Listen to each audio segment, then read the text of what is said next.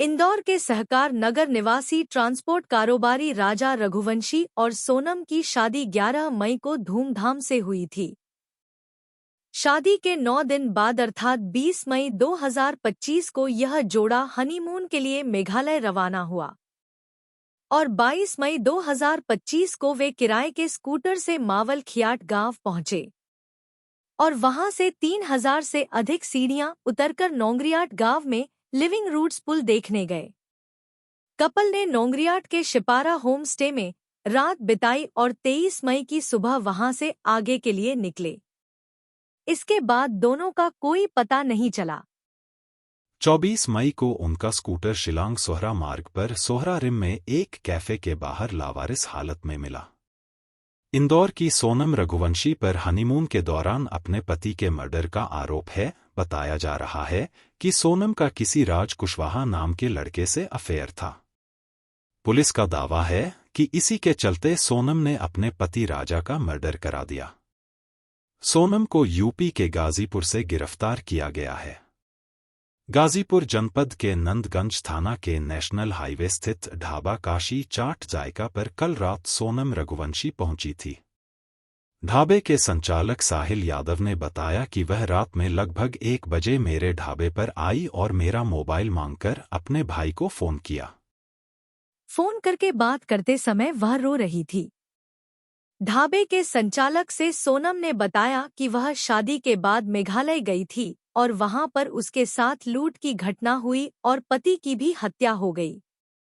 सोनम इस ढाबे पर रात 1 बजे आई और 3 बजे पुलिस उनको यहां से लेकर चली गई।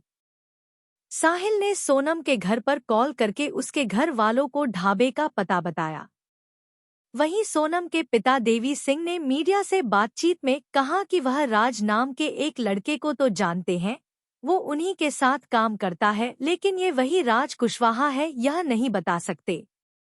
सोनम के पिता ने कहा कि मेरी बेटी बेगुनाह है, वो ऐसा कुछ कर ही नहीं सकती, उसे फंसाया गया है।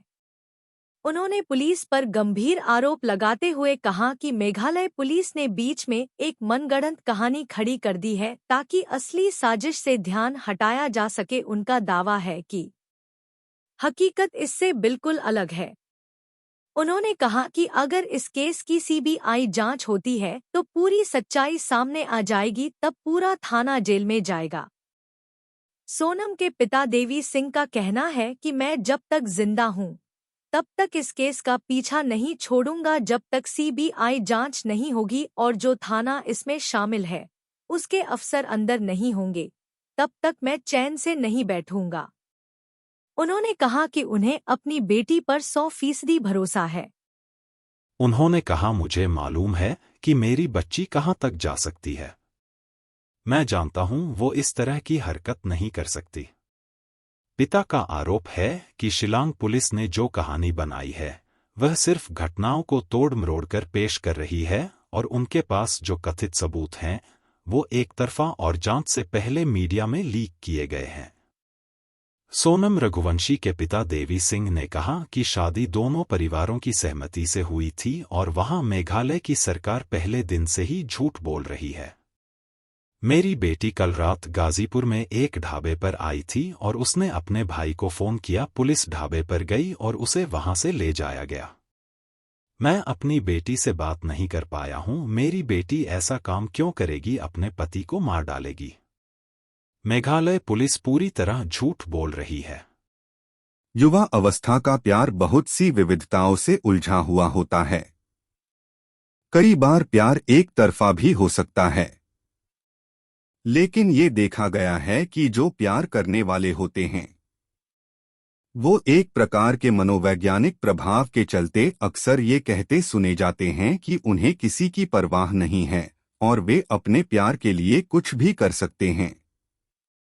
अगर इसके लिए जान देनी पड़े या किसी की जान लेनी पड़े तो भी वो पीछे नहीं हटेंगे। कुछ इसी तरह के इनपुट इस केस में दिख रहे हैं। विभिन्न पुलिस सोर्सेस ने अभी आधिकारिक रूप से कुछ नहीं कहा है, लेकिन मीडिया और सोशल मीडिया में लोग विभिन्न कयास लगा रहे हैं।